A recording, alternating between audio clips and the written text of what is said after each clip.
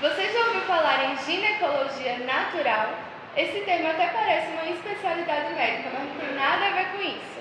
É que, para começar, os cuidados com a mulher são protagonizados pela própria mulher. E quem vai explicar pra gente sobre isso é a enfermeira obstétrica Bárbara Oliveira.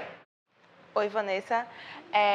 A ginecologia natural, na verdade, ela é mais uma prática, uma postura desenvolvida pela própria mulher.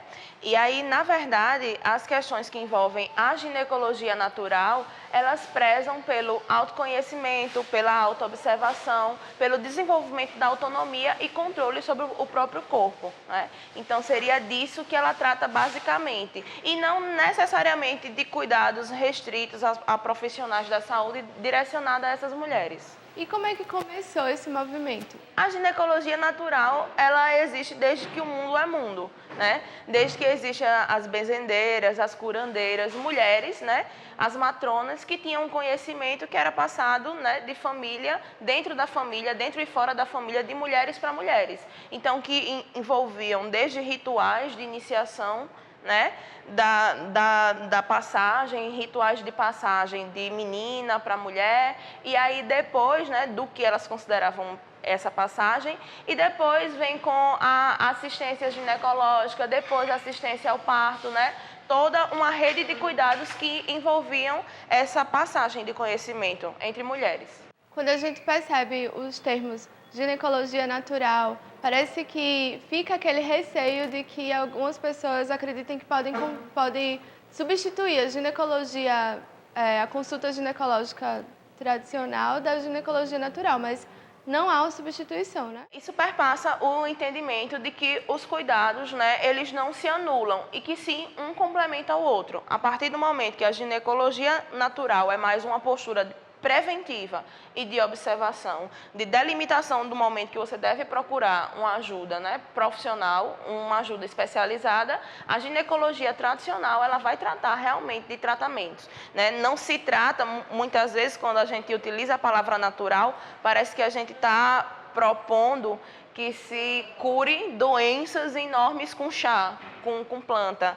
E que não é isso, mas que isso também, né, a gente deve levar em consideração que todas as substâncias desenvolvidas, né, em laboratórios, em algum momento, elas vão vir da natureza, né? Então, que as coisas não se anulam. E como é que a gente faz para procurar um material de qualidade? Porque a gente sabe que a internet dispõe de tudo, né? Enfim, como é que a gente faz para buscar com responsabilidade esse tipo de material que fornece realmente mais autonomia com os cuidados, com a vigilância do próprio corpo?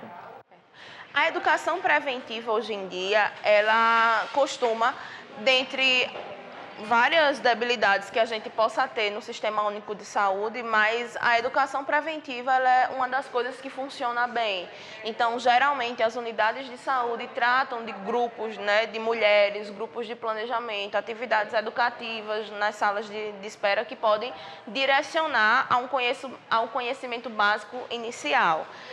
Aqui em Maceió, especificamente, a gente ainda não consegue, né, existem alguns grupos que trabalham, né, o sagrado feminino, mas que também fazem uma associação com a religiosidade. Grupos que tratem especificamente dos cuidados, aos cuidados com o corpo, eu ainda desconheço, mas pode ser que exista, né? Seria necessário também um conhecimento básico para que a gente não caísse nas trapaças da internet. A gente sabe que a quantidade de conteúdo é excessiva e muitas vezes a gente se perde, né? Então a gente vai ter 3 sites que falam que aquilo é indicado e mais 5 que falam que aquilo não é indicado e a gente fica perdida. Então, um conhecimento básico, uma educação nas escolas, na família, poderia resolver, né? E também um pouco de leitura, mas aí a gente chega, né, nas questões que envolvem até os próprios privilégios, né? Na região Nordeste, onde mais de 16% da população é analfabeta, a gente não vai ter o privilégio da leitura acessível, né? O conhecimento acessível a todo mundo. Então, precisaria de um suporte maior de profissionais, de mulheres que dominam mais a prática, que não precisa necessariamente ser profissional da saúde, que não precisa ser ser enfermeira, que não precisa ser médica, né? Mas que sejam mulheres que conheçam o seu corpo e possam trabalhar com essa realidade, mas que também tenham a habilidade de fazer uso de algum conhecimento que não seja só um conhecimento jogado na internet, num site qualquer, um conhecimento científico e que observe para que as coisas pelo menos façam sentido, né, no diálogo entre si. Joia, obrigada, Bárbara.